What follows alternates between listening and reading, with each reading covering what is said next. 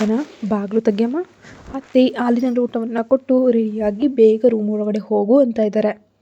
ಹೊರಗಡೆಯಿಂದ ತಂಗಿ ಧ್ವನಿ ಕೇಳಿಸ್ತಾ ಇದ್ದಂತೆ ಮೇಘನ ಕನ್ನಡಿಯಲ್ಲಿದ್ದ ತನ್ನ ಬಿಂಬದಿಂದ ದೃಷ್ಟಿಯನ್ನು ತೆಗೆದು ಬಾಗಿಲಿನ ಕಡೆ ಅಸಮಾಧಾನದಿಂದ ಮುಖವನ್ನು ತಿರುಗಿಸಿದ್ಲು. ಇರಮ್ಮ ಬಂದೆ, ಪ್ರತಿಯೊಂದಕ್ಕೂ ಆ ಥರನೇ ಇವರಿಗೆ ಅಂತ ಗುಣಗುತ್ತಾ ಬಾಗಿಲನ್ನು ತೆಗೆದ್ಲು. ಕೈಲಿದ್ದ ಹಾಲಿನ ಲೋಟವನ್ನು ಮೇಘನ ಕೈಗೆ ಕೊಡುತ್ತಾ ತಂಗಿ ಒಂಥರ ತುಂಟಿ ಥರ ನಕ್ಕಿದ್ಲು.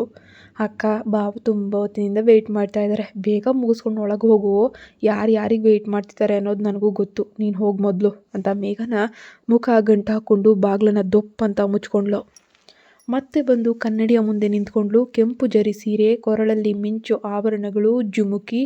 ಕನ್ನಡಿಯಲ್ಲಿದ್ದ ತನ್ನ ಸೌಂದರ್ಯವನ್ನು ನೋಡಿ ಆಕೆಯ ತುಟಿಯಂಚಿನಲ್ಲಿ ಒಂಥರ ಗರ್ವದ ನಗೆ ಮೂಡಿತು.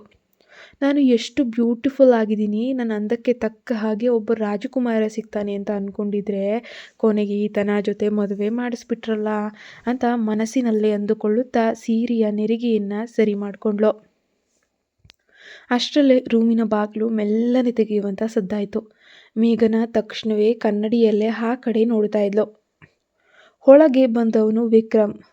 ತೀರಾ ಸಾಧಾರಣವಾದ ಮೈಬಣ್ಣ, ಸಾದಾ ಸೀದಾ ಮುಖ, ಎತ್ತರವಾದ ದೇಹ. ಮೇಘನ ಕನಸು ಕಂಡಿದ್ದ ಸಾಫ್ಟ್ವೇರ್ ಚಾಕ್ಲೇಟ್ ಬಾಯ್ ಲಕ್ಷಣ ಒಂದೂ ಅದನಿರಲಿಲ್ಲ. ಅವನ ಮೈಬಣ್ಣ ಕಪ್ಪದಾಗಿತ್ತು, ಈಕೆ ಮಾತ್ರ ಹಾಲಿನಷ್ಟು ಬಿಳುಪಾಗಿದ್ಲು. ವಿಕ್ರಮ್ ಮೆಲ್ಲನೆ ಬಾಗಿಲನ್ನು ಹಾಕಿ ಮೇಘನ ಕಡೆಗೆ ಹೆಜ್ಜೆ ಹಾಕ್ತಾ ಆತನ ಕೈಲಿದ್ದ ಹಾಲಿನ ಲೋಟವನ್ನು ಟೇಬಲ್ ಮೇಲಿಟ್ಟು ಆಕೆಯನ್ನೇ ನೋಡಿದ್ದ. ಆತನ ಕಣ್ಣಿನಲ್ಲಿ ಯಾವ ಭಯವೂ ಇರಲಿಲ್ಲ, ಬದಲಿಗೆ ಒಂಥರ ಆಳವಾದ ರಹಸ್ಯಮಯ ಗಾಂಭೀರ್ಯ ಗತ್ತು ಇತ್ತು. ಇನ್ನು ನಿನ್ನ ಶೃಂಗಾರ ಮುಗಿದಿಲ್ವಾ? ವಿಕ್ರಮ್ ಶಾಂತವಾಗಿ ಧೀರ ಧ್ವನಿಯಲ್ಲಿ ಕೇಳಿದ್ದ. ಮೇಘನ ತಿರುಗಿಯೂ ನೋಡದೆ ಕನ್ನಡಿಯಲ್ಲೇ ಆತನ ಬಿಂಬವನ್ನು ದಿಟ್ಟಿಸುತ್ತಾ, ನಿಮಗೆ ನನ್ನನ್ನು ನೋಡಿ ತಮಾಷೆ ಅನ್ನಿಸ್ತಿದೆಯಾ ಅಂದ್ಲು ಕೋಪದಿಂದ. ತಮಾಷೆ ಯಾಕೆ ಅನ್ನಿಸ್ಬೇಕು? ಸುಂದರವಾದ ಹೆಂಡತಿ ಕನ್ನಡಿ ಮುಂದೆ ನಿಂತಿದ್ರೆ ಯಾವ ಗಂಡನಿಗಾದರೂ ಖುಷಿಯಾಗತ್ತಲ್ವಾ? ವಿಕ್ರಮ್ ತುಂಟತನದಿಂದ ನಗುತ್ತಾ ಒಂದೆರಡು ಹೆಜ್ಜೆ ಹತ್ತಿರ ಬಂದ. ನೋಡಿ ವಿಕ್ರಮ್, ಮೇಘನ ತಟ್ಟನೆ ಅವನತ್ತ ತಿರುಗಿ ನಿಂತಳು. ಆಕೆಯ ಕಣ್ಣಿನಲ್ಲಿ ಹುರಿ ಇತ್ತು. ಈ ಮದುವೆ ನನ್ನಿಷ್ಟದಂತೆ ನಡೆದಿದ್ದಲ್ಲ. ಮನೆ ಬಾಗಿಲಿಗೆ ಬಂದ ನೆಂಟರ ಗೌರವಕ್ಕಾಗಿ ಅಪ್ಪ ಅಮ್ಮನ ಮಾತಿಗೆ ಬೆಲೆ ಕೊಟ್ಟು ನಾನು ಈ ತಾಳಿ ಕಟ್ಟಿಸ್ಕೊಂಡಿದ್ದೀನಿ ಅಷ್ಟೆ. ಅದಕ್ಕೂ ಮೀರಿದ ಯಾವುದೇ ಹಕ್ಕು ನಿನಗಿಲ್ಲ ನನ್ನ ಮೇಲೆ, ಅರ್ಥ ಆಯ್ತಾ?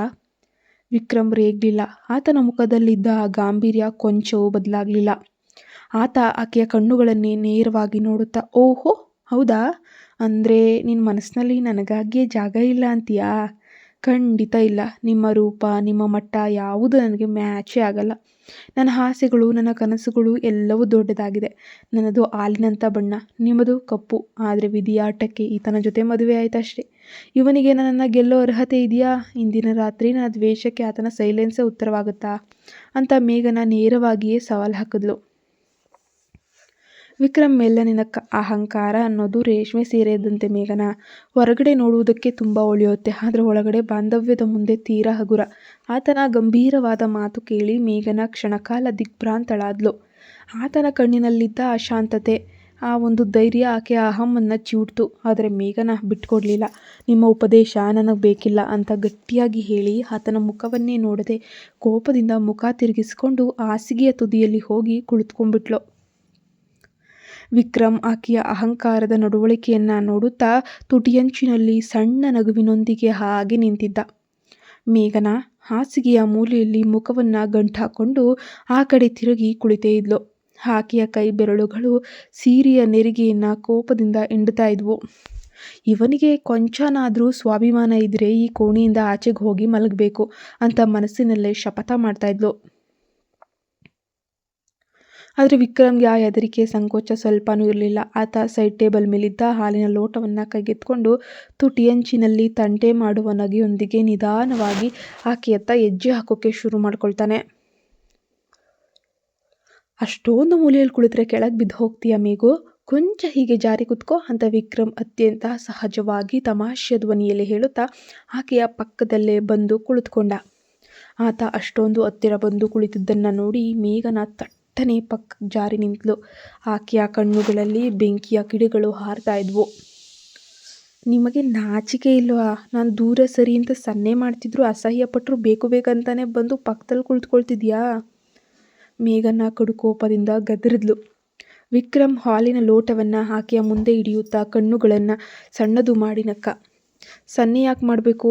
ನೇರವಾಗಿಯೇ ನನಗೆ ಭಯ ಆಗ್ತಿದ್ರೆ ದೂರ ಇರಿ ಅಂತ ಹೇಳ್ಬಿಟ್ಟು ಹೇಳ್ಬಾರ್ದಾ? ಮೊದಲು ಈ ಹಾಲನ್ನು ಕುಡಿ, ಕೋಪ ಕಮ್ಮಿಯಾಗುತ್ತೆ. ನನಗೆ ನಿಮ್ಮ ಹಾಲು ಬೇಡ, ಏನು ಬೇಡ. ಆ ಲೋಟವನ್ನು ದೂರ ಇಡಿ ಮೊದಲು. ಮೇಘನ ಕೈಯಿಂದ ಅದನ್ನು ತಳ್ಳುವಂತೆ ಸನ್ನೆಯನ್ನು ಮಾಡಿದ್ಲು. ವಿಕ್ರಮ್ ಲೋಟವನ್ನು ಮತ್ತೆ ಸೈಡ್ ಟೇಬಲ್ ಮೇಲಿಟ್ಟು ಆಕೆಯ ಕಡೆ ಪೂರ್ತಿಯಾಗಿ ತಿರುಗಿದ್ದ. ಆತನ ಕಣ್ಣುಗಳಲ್ಲಿ ಬೆದರಿಕೆಯಾಗಲಿ ಅಂಜಿಕೆಯಾಗಲಿ ಇರಲಿಲ್ಲ. ಬದಲಿಗೆ ಆಕೆಯ ಅಹಮ್ಮನ್ನು ಪೂರ್ತಿಯಾಗಿ ಕರಗಿಸಿ ಬಿಡುವಂತಹ ತಂಟೆ ಮಾಡೋ ನಗುವಿನ ಹೊಳಪಿತ್ತು. ಆತ ನಿಧಾನವಾಗಿ ಆಕೆಯ ಕಣ್ಣುಗಳನ್ನೇ ದಿಟ್ಟಿಸಿ ನೋಡಲು ಶುರು ಮಾಡಿದ್ದ. ಏನು ಹೀಗೆ ನೋಡ್ತಿದ್ದೀರಾ? ಕಣ್ಣು ಕಿತ್ತು ಬರೋ ಥರ? ಮೇಘನ ಮುಜುಗರ ಮತ್ತು ಕೋಪದ ಮಿಶ್ರಿತ ಧ್ವನಿಯಲ್ಲಿ ರೇಗಿದ್ಲು. ನನ್ನ ಹೆಂಡತಿಯನ್ನು ನಾನು ನೋಡ್ತಿದ್ದೀನಿ, ಅದಕ್ಕೂ ನಿನ್ನ ಪರ್ಮಿಷನ್ ಬೇಕಾ? ವಿಕ್ರಮ್ ಗಂಭೀರವಾಗಿ ಹೇಳುತ್ತಲೇ ಆ ಮಾತಿನಲ್ಲಿ ಸಣ್ಣದೊಂದು ತುಂಟತನ ಬೆರೆಸಿದ್ದ. ಮತ್ತೆ ನೀನು ಅಂದುಕೊಂಡ ಹಾಗೆ ನಾನು ಅಷ್ಟೊಂದು ಕೆಟ್ಟದಾಗೇನು ಕಾಣಿಸ್ತಾ ಇಲ್ಲ ಅಲ್ವಾ? ಕನ್ನಡಿಯಲ್ಲಿದ್ದ ನಿನ್ನ ಸುಂದರ ಬಿಂಬದ ಪಕ್ಕದಲ್ಲಿ ಈ ಸಾಧಾರಣ ವಿಕ್ರಮ್ ನಿಲ್ಲೋಕೆ ಲಾಯಕ್ಕಿಲ್ಲ ಅಂತ ತಾನೇ ನಿನ್ನ ಯೋಚನೆ? ಆತನ ಈ ನೇರವಾದ ಪ್ರಶ್ನೆಗಳನ್ನೆಲ್ಲ ಕೇಳಿ ಮೇಘನ ಕ್ಷಣಕಾಲ ದಿಗ್ಭ್ರಾಂತಳಾದ್ಲು. ನನ್ನ ಮನಸ್ಸಿನಲ್ಲಿದ್ದದ್ದನ್ನು ಇವನು ಹೇಗೆ ಇಷ್ಟೊಂದು ಈಸಿಯಾಗಿ ಕಣ್ಣಲ್ಲೇ ಓದ್ಬಿಡ್ತಿದ್ದಾನೆ ಅಂತ ಆಕೆಗೆ ಶಾಕ್ ಕೂಡ ಆಯಿತು. ಅದರಲ್ಲಿ ತಪ್ಪೇನಿದೆ ಮೇಘನ? ತನ್ನ ಅಹಂ ಬಿಟ್ಟುಕೊಡದೆ ಗಂಡ ಮೇಲೆತ್ತಿ ಹೇಳ್ತಾನೆ, ನನ್ನ ಸೌಂದರ್ಯಕ್ಕೆ ನನ್ನ ಮಟ್ಟಕ್ಕೆ ತಕ್ಕಂಥ ಹುಡುಗ ಸಿಗಬೇಕಾಗಿತ್ತು. ಆದರೆ ದುರಾದೃಷ್ಟವಶಾತ್ ನಿಮ್ಮ ಜೊತೆ ಮದುವೆ ಆಯಿತು ಅಷ್ಟೆ. ಇದನ್ನು ನಾನು ಒಪ್ಕೊಳ್ಳೋಕೆ ಸಾಧ್ಯವೇ ಇಲ್ಲ. ವಿಕ್ರಮ್ ಆಕೆಯ ಕಡೆಗೆ ಇನ್ನೂ ಕೊಂಚ ವಾಲಿ ಆಕೆಯ ಕಣ್ಣುಗಳಲ್ಲಿದ್ದ ತಳಮಳವನ್ನು ನೋಡುತ್ತಾ ಮೆಲ್ಲನೆ ನಕ್ಕ. ಆತನ ಮುಖದಲ್ಲಿದ್ದ ಆ ಪ್ರಶಾಂತತೆ, ಆ ಗಾಂಭೀರ್ಯ ಮೇಘನಾಳನ್ನು ತಲ್ಲಣಗೊಳಿಸ್ತಾ ಇತ್ತು. ನಿನ್ನ ಕೋಪ, ನಿನ್ನ ಅಹಂ ನನಗೆ ಗೊತ್ತಿದೆ ಮೇಘನ, ವಿಕ್ರಮ್ ಅತ್ಯಂತ ಮೃದುವಾದ ಧೀರ ಧ್ವನಿಯಲ್ಲಿ ನುಡಿದ. ಆದರೆ ಆ ಕಣ್ಣುಗಳಲ್ಲಿದ್ದ ಗಾಂಭೀರ್ಯ ನಿನ್ನನ್ನು ಹೀಗೆ ಕಟ್ಟಿ ಹಾಕುತ್ತೆ ಅಂತ ನಾನು ಅಂದುಕೊಂಡೇ ಇರಲಿಲ್ಲ ಅಲ್ವಾ? ಆ ಮಾತು ನೇರವಾಗಿ ಆಕೆಯ ಎದೆಗೆ ತಾಕಿತ್ತು.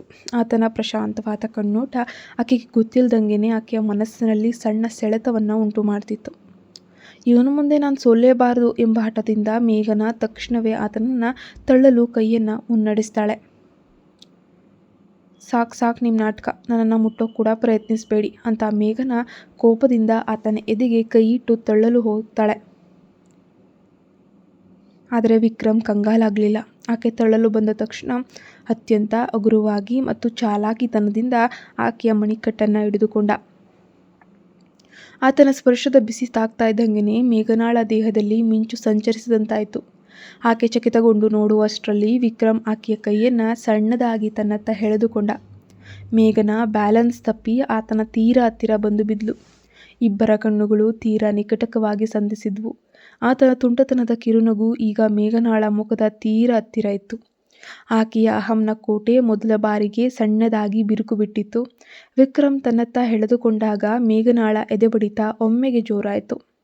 ಆತನ ಎದೆಯ ಬಿಸಿ, ಹತ್ತಿರದ ಸ್ಪರ್ಶ ಮತ್ತೆಲ್ಲಕ್ಕಿಂತ ಹೆಚ್ಚಾಗಿ ಆತನ ಕಣ್ಣುಗಳಲ್ಲಿದ್ದ ಪ್ರಶಾಂತವಾದ ಗಾಂಭೀರ್ಯ ಆಕೆನ ಸಂಪೂರ್ಣವಾಗಿ ಸ್ತಬ್ಧವಾಗಿತ್ತು. ತಕ್ಷಣ ಅಹಂಕಾರದ ದೆವ್ವ ಅವಳೊಳಗೆ ಎಚ್ಚರ ಆಗೋಯ್ತು. ಬಿಡಿ ನನ್ನ ಕೈ ಬಿಡಿ ವಿಕ್ರಮ್. ಮೇಘನ ಉಸಿರನ್ನು ಜೋರಾಗಿ ಬಿಡುತ್ತಾ ತಕ್ಷಣವೇ ಆತನಿಂದ ದೂರ ಜರಿದು ನಿಂತಳು. ಆಕೆಯ ಕೆನ್ನೆಗಳು ಕೋಪ ಮತ್ತು ಮುಜುಗರದಿಂದ ಕೆಂಪಗಾಗಿದ್ವು. ಏನು ಮಾಡ್ತಾ ಇದ್ದೀರಾ ನೀವು? ನನ್ನ ಸಮ್ಮತಿ ಇಲ್ದಂಗೆ ನನ್ನನ್ನು ಮುಟ್ಟೋ ಧೈರ್ಯ ಹೇಗೆ ಬಂತು ನಿಮಗೆ? ವಿಕ್ರಮ್ ಹಾಸಿಗೆಯಿಂದ ನಿಧಾನವಾಗಿ ಎದ್ದು ನಿಂತ.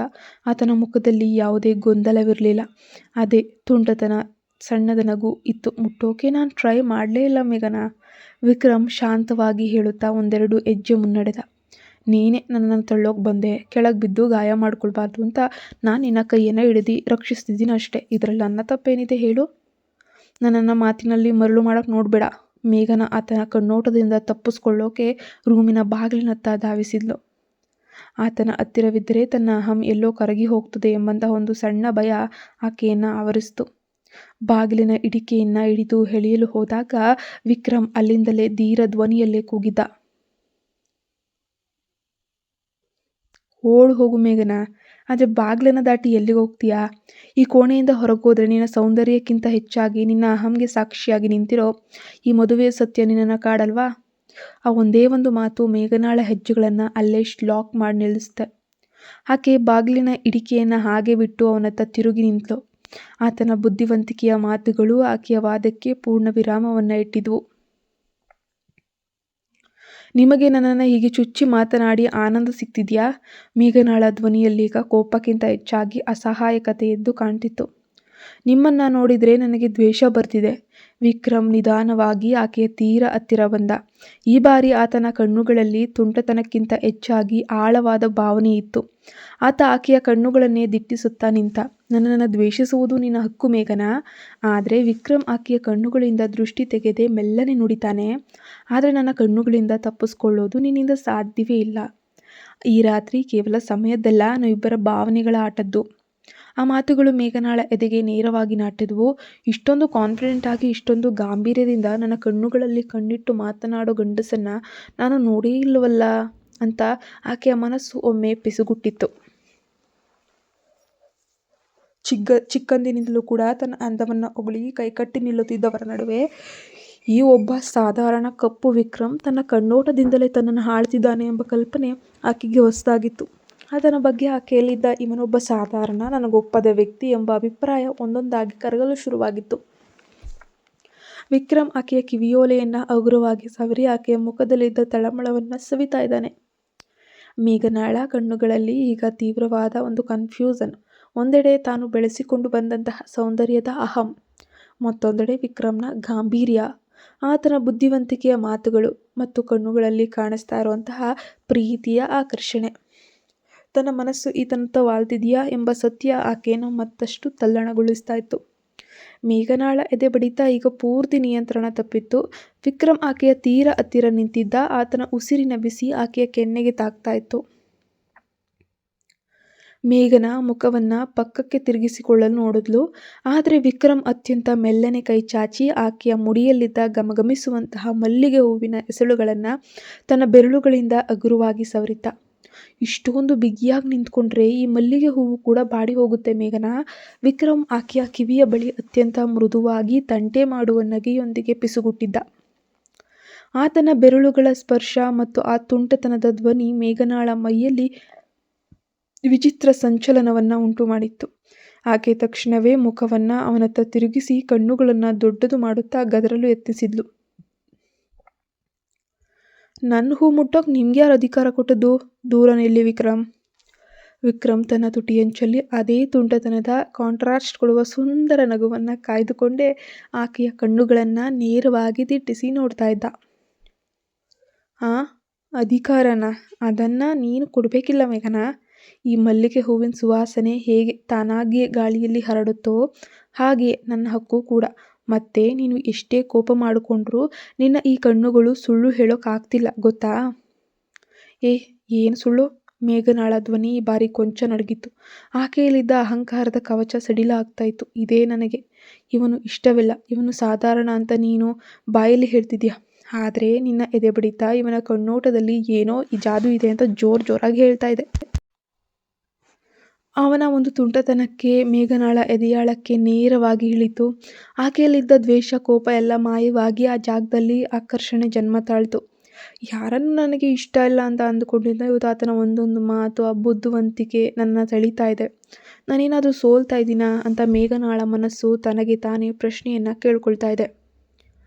ಏನು ಯೋಚನೆ ಮಾಡ್ತಿದ್ಯಾ? ಇವತ್ತಿನ ರಾತ್ರಿ ನಿನ್ನ ಅಹಂ ಗೆಲ್ಲುತ್ತೋ ಅಥವಾ ನಾವಿಬ್ಬರ ನಡುವಿನ ಈ ಪ್ರೀತಿ ಗೆಲ್ಲುತ್ತೋ ಅಂತನಾ? ವಿಕ್ರಮ್ ಆಕೆಯ ಗಡ್ಡವನ್ನು ಮೆಲ್ಲನೆ ಎತ್ತಿ ಹಿಡಿದು ಕೇಳಿದ. ಆತನ ಕಣ್ಣುಗಳಲ್ಲಿ ಈಗ ತಂಟೆ ಮಾಡೋ ನಗುವಿರಲಿಲ್ಲ, ಬದಲಿಗೆ ಅಪಾರವಾದ ಪ್ರೀತಿ ಮತ್ತು ಭರವಸೆ ಇತ್ತು. ಮೇಘನಾಳಿಗೆ ಇನ್ನೂ ತನ್ನ ಭಾವನೆಗಳನ್ನು ಮುಚ್ಚಿಡೋಕೆ ಸಾಧ್ಯವೇ ಆಗಲಿಲ್ಲ. ವಿಕ್ರಮ್ನ ಆ ಪ್ರೀತಿಯ ಸಾಮೀಪ್ಯ, ಆತನ ಉಸಿರಿನ ಬಿಸಿ, ಆತನ ಕಣ್ಣೋಟದ ಗಾಂಭೀರ್ಯಕ್ಕೆ ಆಕೆ ಸಂಪೂರ್ಣವಾಗಿ ಶರಣಾಗಿದ್ಲು. ಆಕೆಯ ಕೈಗಳು ವಿಕ್ರಮ್ನ ಎದೆಯ ಮೇಲೆಯೇ ಉಳಿದು ಹೋದ್ವು. ಆಕೆ ನಿಧಾನವಾಗಿ ತನ್ನ ಕಣ್ಣುಗಳನ್ನು ಮುಚ್ಚಿದ್ಲು. ತನ್ನ ಅಹಮನ್ನು ಪೂರ್ತಿಯಾಗಿ ಸೋಲಿಸಿ ವಿಕ್ರಮ್ನ ಪ್ರೀತಿ ಮತ್ತು ಸಾಮೀಪ್ಯವನ್ನು ಒಪ್ಪಿಕೊಂಡು ಕ್ಷಣವದು. ಕೋಣೆಯಲ್ಲಿ ಬೆಳಗ್ತಿದ್ದ ದೀಪದ ಮೆದು ಬೆಳಕು ಈಗ ಮತ್ತಷ್ಟು ಪ್ರಶಾಂತವಾಗಿ ನೆಮ್ಮದಿಯಾಗಿ ಕಾಣ್ತಾ ಇತ್ತು. ಮೇಘನ ಕಣ್ಣುಗಳನ್ನು ಮೆಲ್ಲನೆ ತೆರೆದಾಗ ಆಕೆಯ ಮುಖದಲ್ಲಿ ಕೊಂಚವೂ ಕೋಪವಿರಲಿಲ್ಲ, ಅಹಂಕಾರವಾಗಲಿ ಇರಲಿಲ್ಲ. ಬದಲಿಗೆ ಕಣ್ಣುಗಳಲ್ಲಿ ಅಪಾರವಾದ ನಾಚಿಕೆ, ಆತ್ಮೀಯತೆ ತುಂಬಿತ್ತು. ವಿಕ್ರಮ್ ಆಕೆ ನಡಕ್ತಿದ್ದ ಕೈಗಳನ್ನು ತನ್ನ ಬೆಚ್ಚನೆಯ ಅಂಗೈಯಲ್ಲಿ ಹಗುರವಾಗಿ ಹಿಡಿದುಕೊಂಡ. ಈಗ ಹೇಳು ಮೇಘನ, ಇನ್ನು ಆ ಕೋಪ, ಬಾಕಿ ಇದೆಯಾ? ವಿಕ್ರಮ್ ಆಕೆಯ ಮುಖದ ಹತ್ತಿರ ಬಂದು ತುಂಟತನದ ನಗೆಯೊಂದಿಗೆ ಕೇಳಿದ. ಮೇಘನ ಮುಖವನ್ನು ಕೆಳಗೆ ಮಾಡಿಕೊಂಡು ಸಣ್ಣದಾಗಿ ನಕ್ಕಿ, ನಿನಗೆ ನನ್ನನ್ನು ಚುಚ್ಚಿ ಮಾತಾಡಿ ಕಾಡಿಸೋದೇ ಕೆಲಸ ಅಲ್ವಾ? ನನ್ನ ಅಹಂನ ಕತೆ ಮುಗೀತು ಅಂತ ನಿಮಗೆ ಚೆನ್ನಾಗಿ ಗೊತ್ತಿದೆ. ಆದರೂ ಪ್ರಶ್ನೆ ಮಾಡ್ತಿರಲ್ಲ. ಆದರೂ ನನ್ನ ಬಾಯಿಂದಲೇ ನೀವು ಕೇಳಿಸ್ಬೇಕು. ಹೌದು, ಸಾಧಾರಣವಾಗಿ ಕಾಣೋ ಆ ವಿಕ್ರಮ್ ತನ್ನ ಕಣ್ಣೋಟದಿಂದಲೇ ನಿನ್ನನ್ನು ಸೋಲಿಸ್ಬಿಟ್ಟ ಅಂತ ನಿನ್ನ ಬಾಯಿಂದ ಕೇಳೋದ್ರಲ್ಲಿ ಇರೋ ಮಜಾನೇ ಬೇರೆ ಗೊತ್ತಾ? ವಿಕ್ರಮ್ ಆಕೆಯ ಕೆನ್ನೆಯನ್ನು ಹಗುರವಾಗಿ ಚಿವುಟಿದ. ನಿಜ, ನಾನು ಸೋತೆ ವಿಕ್ರಮ್. ಮೇಘನ ಈ ಬಾರಿ ನೇರವಾಗಿ ಆತನ ಕಣ್ಣುಗಳನ್ನು ನೋಡುತ್ತಾ ನುಡಿದ್ಲು.